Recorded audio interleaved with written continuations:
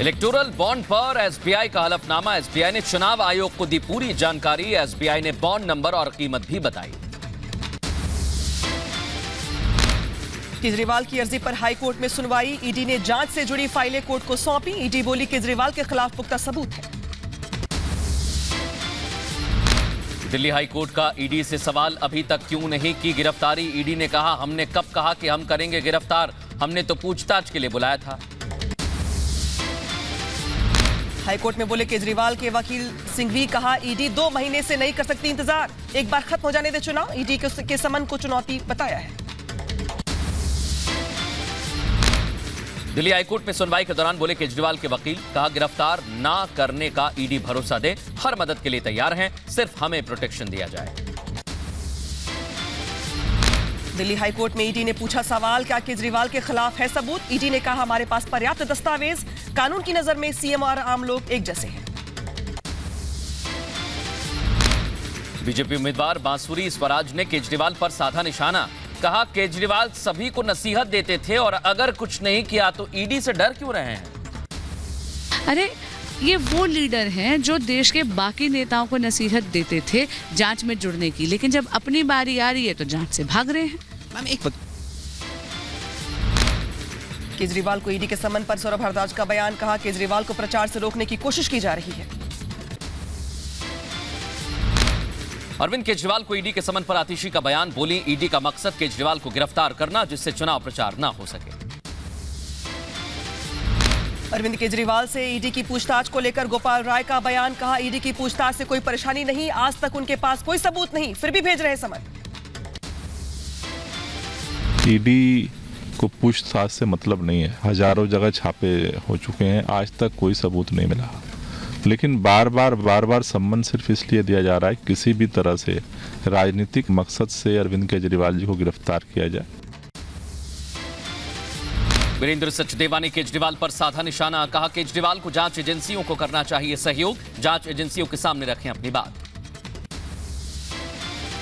केजरीवाल जो अपने आप को कट्टर ईमानदार कहते हैं, मुझे चाहिए, मतलब मुझे ऐसा लगता है कि उन्हें चाहिए कि जाके जांच एजेंसी के सामने जाएं, अपनी स्थिति स्पष्ट करें, क्यों एक कायरों की तरह बर्ताव कर रहे हैं।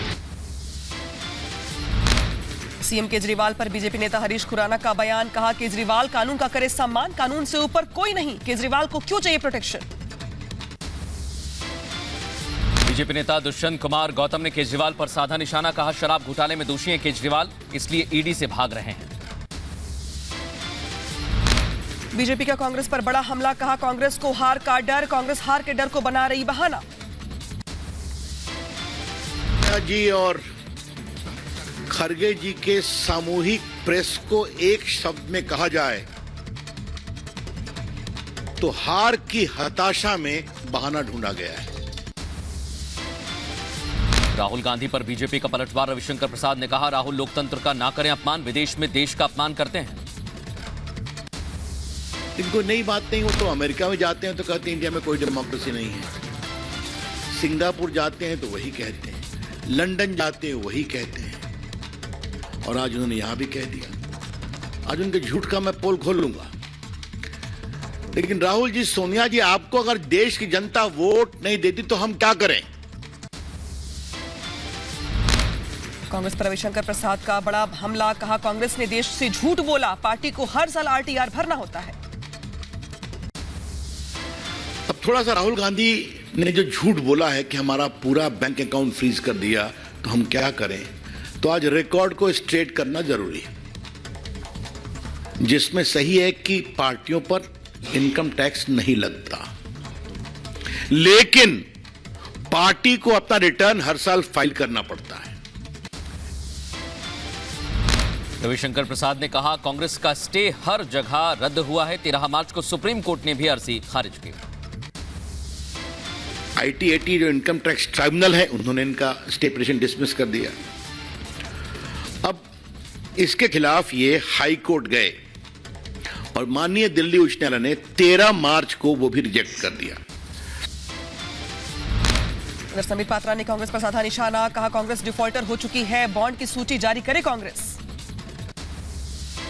तक बैंक अकाउंट फ्रीजिंग का सवाल है, यदि आप हिंदुस्तान के कानून के हिसाब से कोट अनकोट आप डिफॉल्टर हैं तो you will be treated as a defaulter. Congress पर बीजेपी अध्यक्ष जेपी नड्डा का हमला, कहा अपनी गलती का ठीकरा दूसरों पर फोड़ रही है कांग्रेस को सता रहा है ऐतिहासिक हार का डर। कांग्रेस नेता आनंद शर्मा का राहुल गांधी पर बड़ा हमला, कहा जाति जनगणना। और इस समय आपको बड़ी और अहम खबर बता दें, अरविंद केजरीवाल को झटका लगा है दिल्ली हाईकोर्ट से। ये भी जानकारी आपको दे दें, दिल्ली हाईकोर्ट में सुनवाई अभी चल रही थी, लेकिन हाईकोर्ट ने आदेश दे दिया है केजरीवाल को गिरफ्तारी से राहत नहीं मिली है। इस वक्त आपको बड़ी खबर बता दें, केजरीवाल को गिरफ्तारी से राहत नहीं मिलेगी। केजरीवाल को दिल्ली हाईकोर्ट से झटका लगा है, ये जानकारी आपको दे रहे हैं। इस वक्त की बड़ी खबर, हाल ही में आपको बता रहे थे उनके वकील ने अलग अलग तर्क दिए, लेकिन कोर्ट ने सवाल पूछा और अब आखिरकार अरविंद केजरीवाल को झटका लगा है अनामिका, और केजरीवाल को गिरफ्तारी से राहत नहीं मिलेगी। और जिस चक्कर में जिस चलते अरविंद केजरीवाल ने कोर्ट का रुख किया था और तमाम तर्क गिनवाया गया, उनके वकील की ओर से कहा गया कि दरअसल केजरीवाल के खिलाफ कोई सबूत नहीं है। बहुत सारी दलीलें और भी दी गई और कहा गया कि लोकसभा चुनाव से पहले दरअसल ये जो समन है ये चुनावी समन है, लेकिन बावजूद इसके कोर्ट की ओर से फिलहाल यहाँ पे झटका लगता दिखाई दे रहा है अरविंद केजरीवाल को, जहां पे केजरीवाल को गिरफ्तारी से फिलहाल राहत नहीं दी गई। यानी कि ईडी अपनी कार्रवाई पूरी कर सकती है। अगर ईडी को लगता है पूछताछ करने को लेकर के तो पूछताछ के लिए बुलाएगी, अगर लगेगा कि नहीं गिरफ्तार करना चाहिए तो गिरफ्तार भी कर सकती है, क्योंकि यहाँ पर फिलहाल हाई कोर्ट की ओर से केजरीवाल को कोई राहत नहीं दी गई है। यानी कि ईडी अपनी ओर से कोई कार्रवाई अगर करना चाहे तो कर सकती है। फिलहाल कोर्ट की ओर से जो केजरीवाल को उम्मीद थी वो यहाँ पे पूरी नहीं हो रही है। हाई कोर्ट से फिलहाल कोई राहत नहीं है, ईडी अपनी कार्रवाई करेगी और अगर पाए जाते अरविंद केजरीवाल दोषी तो कार्रवाई भी होगी, गिरफ्तारी भी होगी। और इस वक्त की बड़ी और अहम खबर हम आपको बता रहे हैं, अरविंद केजरीवाल की गिरफ्तारी पर कोई रोक नहीं है। केजरीवाल और उनके वकील अलग अलग तर्कों के साथ कोर्ट पहुंचे थे, लेकिन कोर्ट में सुनवाई हुई और सुनवाई के बाद अरविंद केजरीवाल को बड़ा झटका लगा है। हमारे सहयोगी अखिलेश इस वक्त ग्राउंड जीरो पर हमारे साथ मौजूद है। अखिलेश जी बताइए जरा, क्या आपके पास अहम जानकारी है? झटका लगा है केजरीवाल को, अखिलेश बताइए।